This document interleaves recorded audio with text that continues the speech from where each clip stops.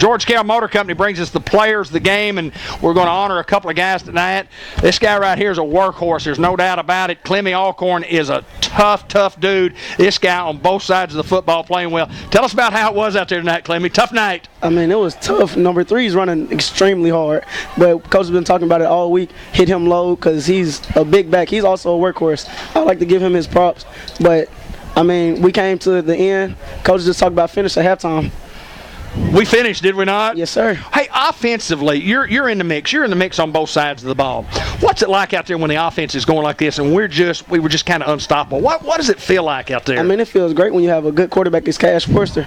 I mean, he puts the ball on the money almost every time. I mean, he has some of his bad days, but at the end of the day, he always gets his job done. No doubt about it, Cash. Another outstanding effort tonight throwing the football. And just talk about the game in general. I mean, you had a great 4 touchdown passes. Yes, sir. 3 running. Yeah, 3 running touchdowns. Pretty good night for an old quarterback that can't play very well. You know what I mean? How'd it feel? I was great. This war, I really don't know. I'm kind of speechless because it could have went to a bunch of people. Julius Pruitt, even though he doesn't know it, I look up to him. Just his work ethic and how hard he goes out and plays every night. That's one of the people I really look up to, and I don't want to disappoint him, but he's also my friend, so I go out and play for him. And Alex Emery, he's just amazing. Well, and then go ahead. There's Zane Watkins and Julius Clark. Basically, all the seniors. They work. We worked in the summer, and it's great to see them come out here and play, and just the results we're having. And that line was great too. Again tonight. No doubt. When you have time, I mean, it just kind of comes to you. It does that. You're throwing the football. Yes, sir. You have to get the tough yards. We ask you to get the tough yards. We ask you to make the tough stop defensively. We lean on you all the time. You realize that we need you to play well every Friday night, and you are accepting the challenge, and you are doing what we need you to do. Yes, sir. Talk a little bit about preparation. Talk a little bit about how y'all prepare each week and what's a week like under that guy right there. Dealing with Coach Hansley every week, man, it's intense. Like Mondays, we come watch film, then we get out there, we get ready to see what we're going to do, and then Coach is like, hammer 'em, bring the hat every play. Yes, sir. Go hard, never quit. And Coach always talks about don't lay down. So we never lay down, and we get results like this every Friday. Yeah, great result tonight. We congratulate both of y'all being, picked as stars of the game, and of course the Bill Keedy Award awarded to Cash tonight, and it could have gone to one of many guys out there on that football field tonight. It's a team game. You have to have a team effort, and Clemmy, I appreciate how hard you guys work, and Cash, you talk about that offensive and defensive lines. I mean, those guys, Clemmy, your guys that block for you. Yes, what sir. do you want to say to those guys? I love y'all. Keep it up. There you go. Keep it going, Cash. I really appreciated how they announced it over the intercom over there. We talked about that. I really liked that. I was proud of them. On the PA, coming off the field, and a guy, and I'm an old offensive lineman. I've talked about this a lot. I'm an old offensive lineman, and I played. I know I look like I didn't, but I did at one time. But there's nothing like hearing your name called on that intercom, because they're going to talk about the quarterback, and they're going to talk about the running backs, they're going to talk about the linebackers. They're not ever going to talk about the offensive guard who made a great block. They're just. Sir. But we did, Randy Klepetch. I appreciated it. Guys, congratulations Sir. on a roll. Keep working. Keep doing good in school. Keep doing the things you need to do. Hound's got an opportunity to be something special now. We've got an opportunity to be something special. Congratulations to you guys. Thank you. This guy's Mark Hansley. He's the winning coach for the Newport Greyhounds. And, Coach, great effort tonight. Yep. Tremendous win, a homecoming win. One of those games that when you circled around, you said you circled this game, so this could be one of those games. It's homecoming and blah, blah, blah.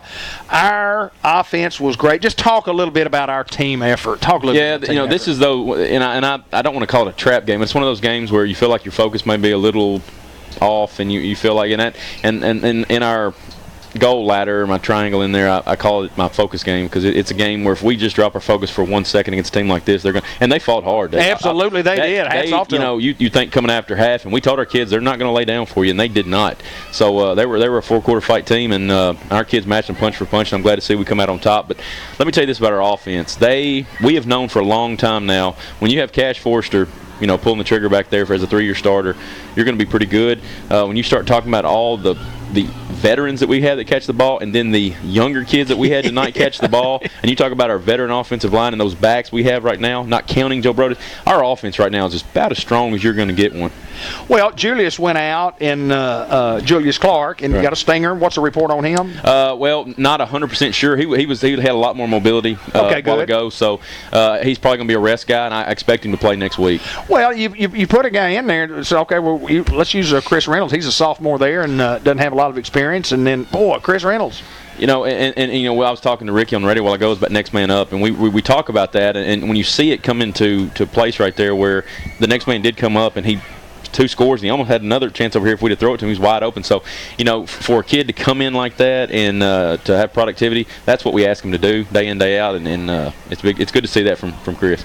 Well, their offense, I thought, had a great game plan. I thought they, you know, the things that they do, and you had told me that you thought that they were a pretty good offensive team, and they handed off that big guy right there, and they threw the ball a little bit. But we just battled defensively. I mean, just gang tackle. We just got after people. Yeah, and we know our challenges. You know, we have some, you know, we're a smaller defense. Right. I mean, we're smaller in the junior high end, and when you're a smaller defense, you can play that spread and that wide open a little bit better. When teams start putting you in a phone booth and they start putting in those wings and those big guys, that's when we get challenged. Right. Because we just don't have any more big guys we can throw at them that can do that job we're asking them to do, and that's what you see a lot of times is that edge. We just give up that edge a little bit because they bounce it out, and we don't have the personnel to do it. And let me tell you something. Number 3 ran the ball pretty hard. Yes, he did. He's a big back, and you just can't send one guy at him. Right. And you know, that's what I kept asking the kids is why are we trying to tackle him high anyway when we're getting the face mask penalties, because you know you hit that guy low. You don't give him a chance to hit him up high. So they did what they did very well. They knew their personnel. They run the ball inside very well with the big guys.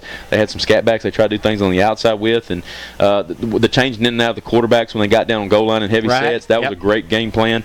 And we had to try to change up some things second half for that, but you know, they know their personnel and they did a good job with it. Well, we jumped out 21-0. Looked like we're going to cruise, and these guys, you know, they scored anyway. They really didn't get back in the ball game, but they kept fighting, and obviously, you know, those guys were trying to do the best they could do.